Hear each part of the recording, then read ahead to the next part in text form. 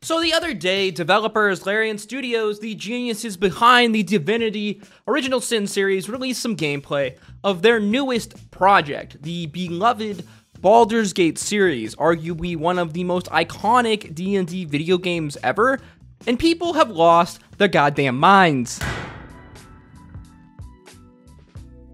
The moment I'm referring to here came from a live stream from Larian Studios, who are teasing the super anticipated Baldur's Gate 3 game. Well, maybe I guess up until this point specifically, and depending on whoever you might ask, after Friday's stream, that hype had either ascended dramatically or fallen off a cliff. Yes, apparently Friday Larian got themselves a fast-track ticket for a TikTok ban as they explored a rather raunchy romantic dialogue option, which saw two homie party members getting it on, and one so happens to be a druid who wild shapes into a bear, and ultimately, well, they don't stop. Yeah, you know what I mean. So apparently this scene could have been played out in a number of different ways, as Larian wanted to demonstrate just how much freedom that the player has, apparently, in Baldur's Gate 3. This is something they've been making a big deal over, giving the player as much freedom as possible. Well, I guess they did that.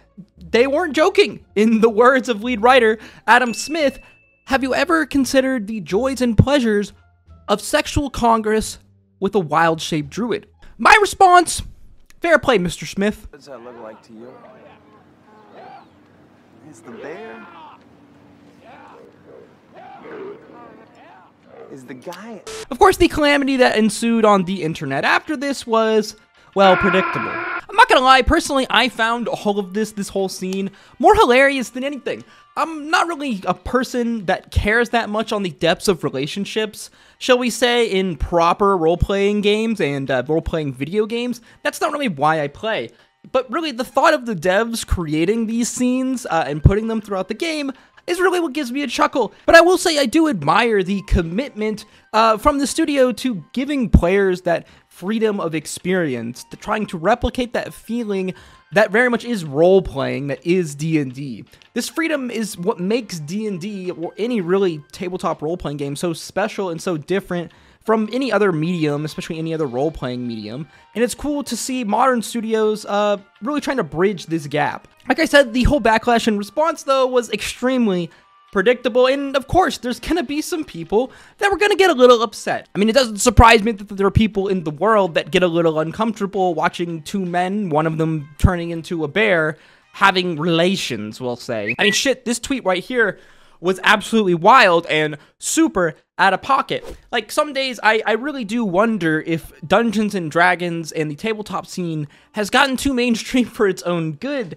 at times. It's like people forget that the majority of people who play D&D, especially when I was younger and growing up, were like weird antisocial little creatures. A lot of the times they were the theater kids. My first exposure to D&D was through my theater kids friends. And if you know anything about theater kids, they're a bunch of little weirdos filled with like social outcasts. I'm pretty sure everyone at some point has had a person in one of their D&D games who plays that trope of the super horny bard that just wants to basically have sex with everything. Look, if you're familiar with role-playing space and the tabletop role-playing space at all, you know that these people are horny and love to be ridiculous.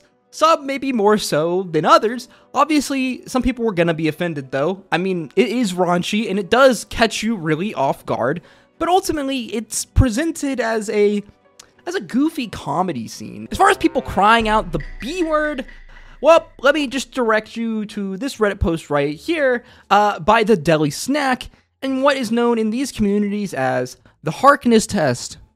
You just do with that what you will. Frankly, I don't really give a fuck because I really only care about two things personally in a game like this. One, will I be immersed? And two, will it blow my computer up? While it's still way too early to tell, this game looks like it's got some really good stuff going on here. They look like they're really pulling out all the stops for Baldur's Gate 3. I just really hope that they're not trying to make it too expansive, and sometimes when games attempt to do this, especially modern AAA games, they kind of triple over their own feet sometimes, and, well, a lot of times the game ends up becoming unplayable. I beg you, please, for the love of God, just make sure the game is optimized. So always, guys, if you enjoyed the video, learned something new, make sure you like, comment, and subscribe. Let me know in the comment section down below, what are you most excited for in Baldur's Gate 3. Personally, I can't wait to spend at least 2 hours creating my character. As always, guys, hope to see you in the next one. Stay safe out there. Until next time, peace, love, adieu.